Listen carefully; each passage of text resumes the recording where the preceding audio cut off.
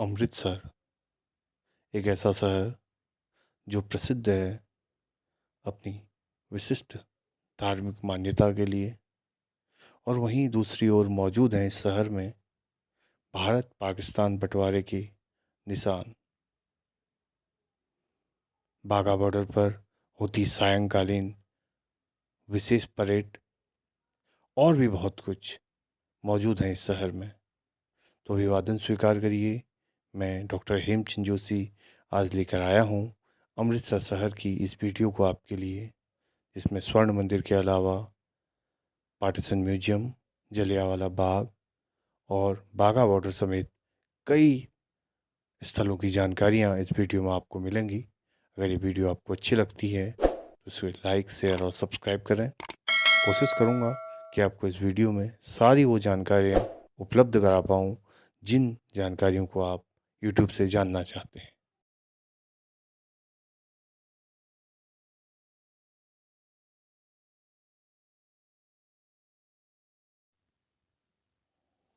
अमृतसर सिख धर्म का प्रमुख आस्था का केंद्र है। यह स्थान न केवल सिख धर्म की आस्था का प्रमुख केंद्र है, अपितु यहाँ अनेकों ऐसे ऐतिहासिक स्थान हैं जिनकी जानकारी हर भारतीय को होना आवश्यक है। अमृतसर में जहाँ एक स्वर्ण मंदिर है तो वहीं जलियांवाला बाग है।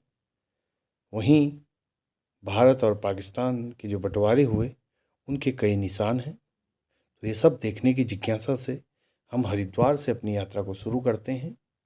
हरिद्वार के रायवाला स्टेशन से हमने रात के 9 बजे इस सफ़र को शुरू किया है। हमारी स्लीपर में हमने टिकट बुक करवाई थी और ठीक ठाक मौसम होने के कारण अभी गाड़ी लगभग फुल हो गई है थोड़ी ही देर बाद। ये गाड़ी हमें कल मॉर्निंग में छोड़ेगी अमृतसर मंदिर में। अमृतसर गुरुद्वारा, जो कि हरमंदिर साहिब के नाम से भी जाना जाता है, वहाँ हम कल सुबह पहुँचेंगे और हमारे अंदर बहुत जिज्ञासा है कि आखिर वो सब चीज़ें कैसे होंगी, हम उसे कैसे देखेंगे। और इस तरीके से सोचते हुए हमारी रात बीतती है। अगली सुबह मॉर्निंग में हम पहुँचते हैं अमृतसर के इस ऐतिहासिक स्थान पर। रेलवे स्टेशन के पास में ही अमृतसर, जो कि स्वर्ण मंदिर की हरमंदिर साहिब जो गुरुद्वारा है, उनकी बसें लगी हुई रहती हैं। वहाँ से बड़ी इजीली आप जा सकते हैं। इसमें बिना किराए के ये गुरुद्वारे की ओर से बसें लगी हुई हैं। यहाँ थोड़ी देर आपको क्यू में खड़ा होना होगा और उसके बाद आप आराम से इस बस में सफ़र करते हुए पूरे शहर के नज़ारे देखते हुए पहुँच जाते हैं हरमंदिर साहिब गुरुद्वारे के पास। ये बस आपको हॉल मार्केट से होते हुए निकालती है। हॉल बाज़ार, जो कि अमृतसर की प्रमुख बाज़ार है। इस बस में थोड़ी भीड़ भाड़ होगी, लेकिन अगर सफ़र का मज़ा लेना है तो कुछ ये सब देखना पड़ता है, झेलना पड़ता है, समझना पड़ता है। और अब जो अमृतसर की अब जिस बाज़ार में हम हैं, यहाँ पर उस बस ने हमें छोड़ दिया है। हॉल बाज़ार भी इसे कहा जाता है। हॉल गेट के अंदर से गुजरने से हॉल बाज़ार इसका नाम है। ये बड़ी संपन्न बाज़ार है। आप दिल्ली के कनॉट पैलेस से इसकी तुलना कर सकते हैं। चारों तरफ सुंदर सजी हुई दुकानें, बड़ी चौड़ी रोड, साफ स्वच्छ सड़कें और काफ़ी कुछ। वाकई एक अच्छी यादगार को रखने के लिए, अच्छी चीज़ों को सजोने के लिए अगर आप चाहते हैं तो अमृतसर एक बहुत ही अच्छी जगह है। हम इससे पैदल चलते हुए लगभग 1 किलोमीटर हम पैदल चले हैं और 1 किलोमीटर पैदल चलने के बाद हम हरमंदिर साहिब गुरुद्वारे के पास पहुंचते हैं। इस रोड में पैदल चलते समय आप हर्ष का अनुभव कर सकते हैं। ऐसा लगता है मान लो आपके घर का आंगन हो बहुत बड़ा सा। गाड़ियाँ अंदर नहीं चलती हैं, तो केवल पब्लिक के लिए ये प्लेस बना हुआ है। आसपास बहुत अच्छे होटल वगैरह बने हुए हैं। यहाँ हम चलते हुए हरमंदिर साहिब गुरुद्वारे के पास पहुँचते हैं और वहाँ पहुँचने के बाद हमने सबसे पहले कोल्ड ड्रिंक का मज़ा लिया। पेप्सी की ओर से यहाँ केवल 5 रुपये में पेप्सी की बोतल मिलती है, जो कि जनरली 15 से 20 रुपये में मिलती है। उसको हमने उसका एंजॉय किया और उसके बाद हमने अपना सारा सामान एक हमें लॉकर दिया गया, उस लॉकर में हमने सामान रखा।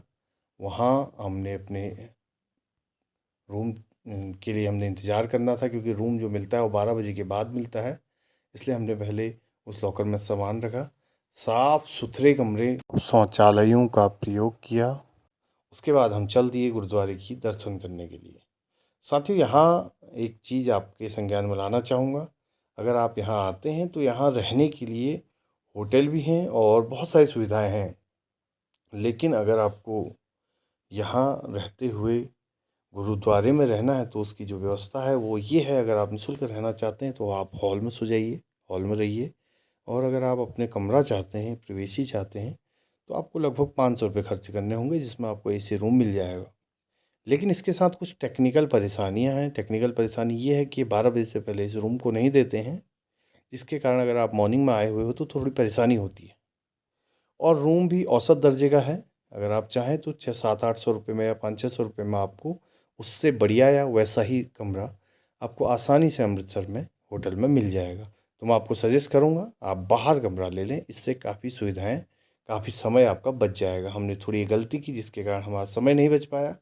उसके बाद हम कमरे में गए और गुरुद्वारे में लंगर किया। लंगर में बहुत ही स्वादिष्ट भोजन बना हुआ था। उस भोजन को हमने प्रसाद रूप में स्वीकार किया। उसके बाद हम शाम को गुरुद्वारे घूमने के लिए गए। एक गुरुद्वारे की जो ये शाम है, जो ये यहाँ पर 8 सराय बने हुए हैं रहने के लिए गुरुद्वारों की ओर से। उन 8 सरायों में अलग अलग कमरे मिलते हैं। आपको किसी भी सराय में कमरा मिल सकता है। सराय मतलब आप धर्मशाला समझ सकते हैं। हरमंदिर साहिब जो स्वर्ण मंदिर है उसी के 8 अलग अलग सराय हैं। आपको उनमें से कहीं भी कमरा मिल सकता है। उस कमरे को आपको मिलेगा और उसकी साफ़ सफाई वगैरह अच्छी रहती है। सामान्य साफ़ सफाई में आप रख सकते हैं। यहाँ जहाँ तहाँ जगह जगह पर गठरी घर बने हुए हैं। आप अपना सामान रख सकते हैं, आप अपने बैग रख सकते हैं, आप अपनी चीज़ों को आसानी से यहाँ रख सकते हैं।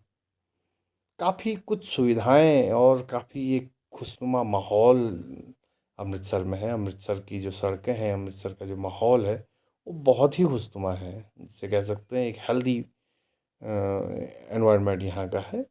उसके बाद हम शाम को गुरुद्वारे के दर्शन के लिए गए। हरमंदिर साहिब में हमने माथा टेका, बहुत देर तक गुरुद्वारे को निहारा, देखा, समझा, उस आबो हवा को महसूस करने का प्रयास किया, जिसके लिए लोग यहाँ बहुत दूर दूर से आते हैं।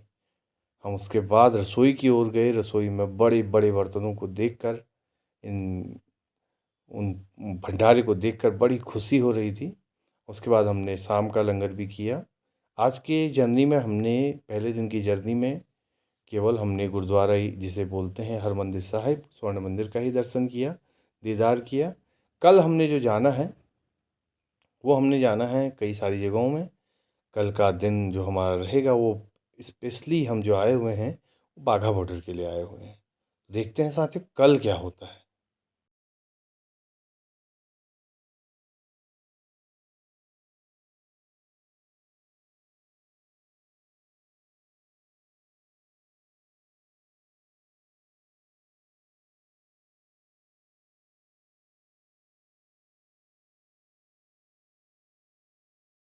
दूसरे दिन में हम लोगों ने शुरुआत की है बाज़ार घूमने से। बाज़ार में हमने खूब सारी चीज़ें खरीदी हैं अपने लिए जो हमें समझ में आ सकती थी। एक अच्छा बाज़ार है, कम रेट में आपको ठीक ठाक चीज़ें मिल जाती हैं। आप यहाँ अपनी मनपसंद की चीज़ें खरीद सकते हैं। इसके बाद हम निकले हैं पार्टीशन म्यूजियम की तरफ। ये पार्टीशन म्यूजियम एक बहुत ही अच्छा म्यूजियम बना हुआ है। यहाँ पे भारत और पाकिस्तान जब भी अलग हुआ, 1947 में जब बंटवारा हुआ, उसके जो दर्द हैं, उसका जो दुख है, उसकी जो पीड़ा है वो यहाँ बयान होती है। उसको हम लोग समझ सकते हैं, देख सकते हैं, महसूस कर सकते हैं। ऑडियो विजुअल है और विजुअलाइजेशन बहुत ही प्यारा किया गया है। 10 रुपये की टिकट में आप यहाँ इसको देखेंगे, घूमेंगे। और काफ़ी एक अच्छा माहौल है, साफ़ सफाई है और भी बहुत सारी चीज़ें हैं। आसपास बड़े बड़े होटल्स बने हुए हैं। महाराजा रणजीत सिंह चौक भी इसे कहते हैं। इसके बाद हमने बाज़ार घूमा और हम बाज़ार घूमते हुए, ये सब जो जगह मैं आपको बता रहा हूँ, ये हॉल बाज़ार और ये सब बिल्कुल गुरुद्वारे के पास ही ये स्थित हैं। जो हरमंदिर साहिब गुरुद्वारा है उसके 1-2 किलोमीटर में ही हम सब अभी घूम रहे हैं।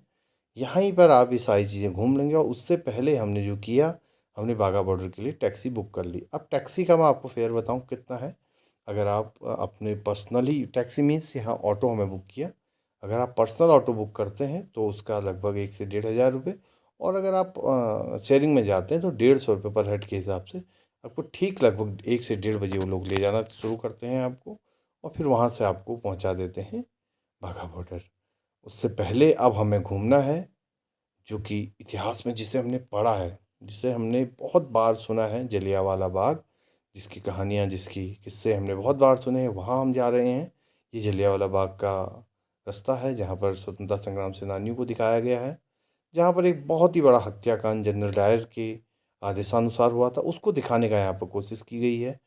किसी प्रकार की फीस नहीं है, किसी प्रकार का कोई आपको परेशान करने वाली कोई ऐसी ऐसी वाइब्रेशन नहीं है, ऐसी फीलिंग नहीं है कि जो आप जिससे आपको लूट खसोट या कोई परेशानी होगी। यहाँ पर उसको बहुत अच्छे तरीके से 3D विजुअल में दिखाया गया है, जिससे हम समझ सकते हैं कि वो दास्तान, वो समय कैसा रहा होगा, कैसे जनरल डायर ने फायर के आदेश दिए होंगे, और कैसे कई सारे निहत्थे लोग गोलियों के भेंट चढ़ गए होंगे। यहीं पर वो वॉल भी है, जिस वॉल पर चढ़ के भागना चाहा था वो जो वहाँ पर सभा करने वाले लोग थे, उनमें गोलियों के निशान, जहाँ जहाँ गोलियाँ लगी थी उस निशान को कवर किया गया है, उस निशान को सफ़ेद रंग से दिखाया गया है कि गोलियाँ कहाँ पर लगी थी। इसी दीवार से चढ़कर वो लोग पार करना चाहते थे इस दीवार को, क्योंकि जब मौत पे इंसान को सामने मौत दिखती है तो वो अपनी जान बचाने के लिए भागता है। शायद ऐसे ही वो भागे होंगे, लेकिन नहीं बच पाए डायर की गोलियों से। उसके बाद हम लोग चल देते हैं बाघा बॉर्डर के लिए। बाघा बॉर्डर के लिए हमें ऑटो शेयरिंग ऑटो किया है। इसमें कुछ साथी मिल चुके हैं हमें, ये भट्टी भाई हैं हमारे वहीं के, ये हमें साथ मिले, और भी हमने फिर ऑटो में, मुझे पीछे की सीट मिली है। यहाँ पर ऑटो सारे भरे जाते हैं। उसके बाद ये ऑटो आपको रास्ते में कई सारी चीज़ें दिखाते हुए चलता है।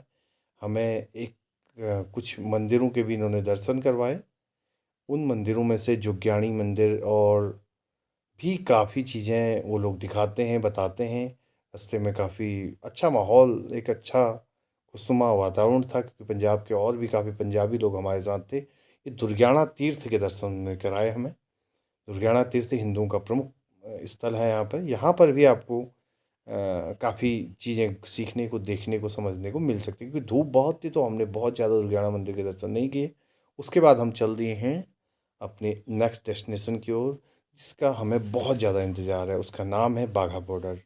बाघा बॉर्डर, जो कि भारत और पाकिस्तान को बीच से अलग करता है। ये बहुत ही प्रसिद्ध स्थल है। इसको हर आदमी आके एक बार ज़रूर देखना चाहता है, और मैं ये कहता हूँ, अगर आप यहाँ आते हैं, अगर आप यहाँ पहुँचते हैं अमृतसर, तो आपको बाघा बॉर्डर ज़रूर आना चाहिए। बाघा बॉर्डर बहुत ही अच्छी जगह है, आपको देशभक्ति से सरोबार कर देगा ये माहौल।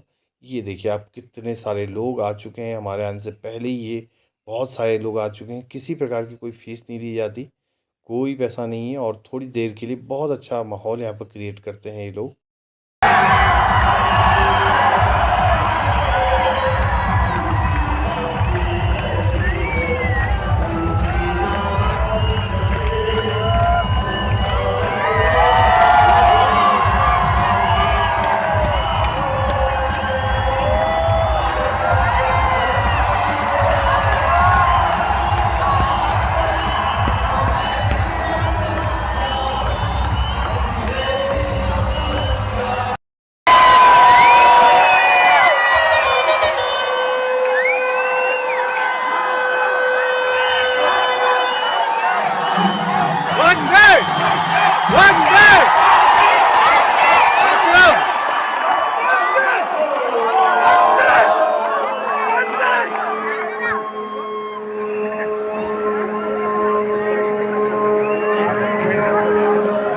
बीच का जो ये माहौल होता है, यही बस देखने लायक होता है। आपको देशभक्ति से भर देगा ये माहौल। इसलिए मैं आपसे यही गुजारिश करूँगा, अगर आप अमृतसर जाते हैं तो इसका लुत्फ़ ज़रूर उठाएँ। 25 मिनट का ये, मुख्यतः 25 मिनट इसमें लगते हैं। लेकिन उससे पहले जो बीएसएफ के जवान हैं, वो जिस जोश से और जिस उमंग से इसको कहते हैं, इसको गाते हैं, इसको दहाड़ते हैं, वो लगता है कि हाँ, वाक़ई हम एक अच्छी सेना हमारी हिफ़ाज़त में है, जिसके कारण हम आराम से सो पाते हैं, समझ पाते हैं। यहाँ पर ये सब चीज़ देखने को हमें मिलता है।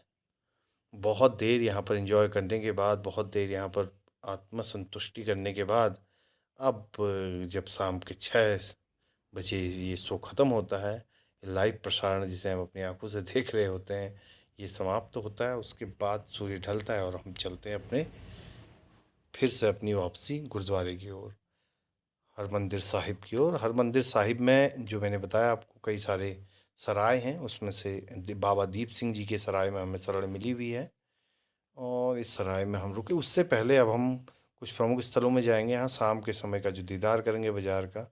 अमृतसर जो कि एक बढ़ता हुआ शहर है, अभी बहुत बड़ा शहर भी नहीं है और बहुत छोटा शहर भी नहीं है, अच्छा शहर है, सफाई के मामले में भी ठीक ठाक है। तो ये सब चीज़ें हमने यहाँ पर देखी, शाम का माहौल देखा और एक यहाँ की लस्सी बड़ी फेमस है, ज्ञानी जी की लस्सी, वो पी।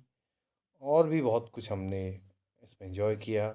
बहुत ही अच्छा, बहुत ही लाजवाब, बहुत ही मेमोरेबल ये जर्नी रही है। अमृतसर का ये ट्रिप हमारा तो बहुत अच्छा रहा। आपको अगर अच्छा लगा हो तो फिर हर बार की तरह लाइक शेयर सब्सक्राइब करें। तब तक के लिए नमस्कार। जय भारत।